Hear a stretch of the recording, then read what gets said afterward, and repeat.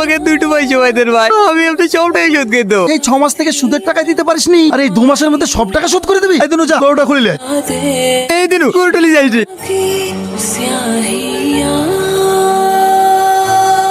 আব্বা তোমার মাথা পাটলো কি করে? ও কিছু হয়নি বাপ। দাঁড়াও, কি করবি? মারবি ওকে? বাপরে ওদের সাথে আমরা পারবো না। এই দুনিয়ায় যা টাকা আছে সব কিছু করতে পারে। ক টাকা লিছে? 3 লাখ 3 লাখ 3 লাখ টাকা দাও। কত টাকা তুই করতে পারলি ভাই? কেন পাপা দিয়েছে? তোর বাপের মতো আমার বাপ গরিব নাকি? চাবিটা দে না ভাই, গাড়িটা একটু চালিয়ে আসি। বারবার হাত দিসনি তো, গাড়িতে টাকা হয়ে যাবে।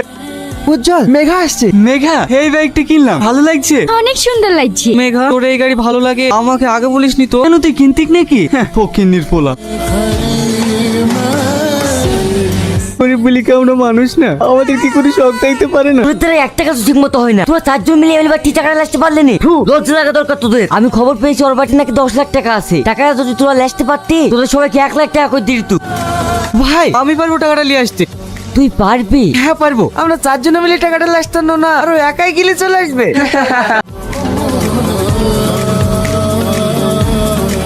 এই কে রে?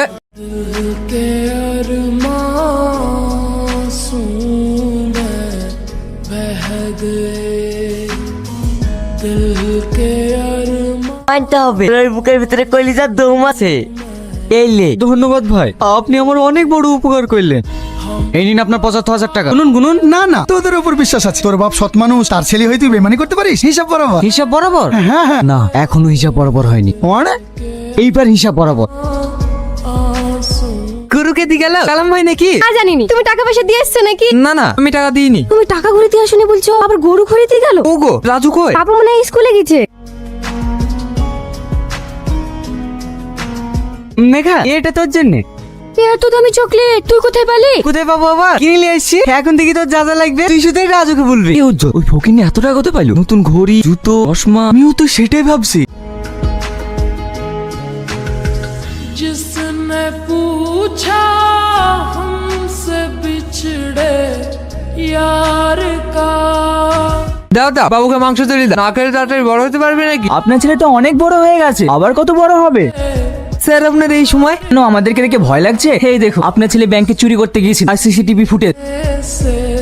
ও ছেলে তুই এইসব কাজ করতে পারলি? কি করবো বলো আব্বা? এই টাকা লেগে তোমাকে মার খেতে হয়েছে, এই টাকা লেগে তোমাকে মানুষের সামনে অপমান হইতে হয়েছে। আমি তোমার অপমান সহ্য করতে পারি না। আমি কি করবো কিছু বুঝতে না পেরে টাকা ইনকাম করার লেগে ভুল পথ থেকে বেঁচে নিতে বাধ্য হয়েছি। একটা কথা কি জানেন তো স্যার, এই ছোট পৃথিবীতে মানুষ টাকা ছাড়া কিছুই চেনে না। চলুন স্যার, এই বড়লোক গরিবের ভেদাভেদের মধ্যে থাকার থেকে ছেলের 4 দলের মধ্যে থাকা অনেক ভালো।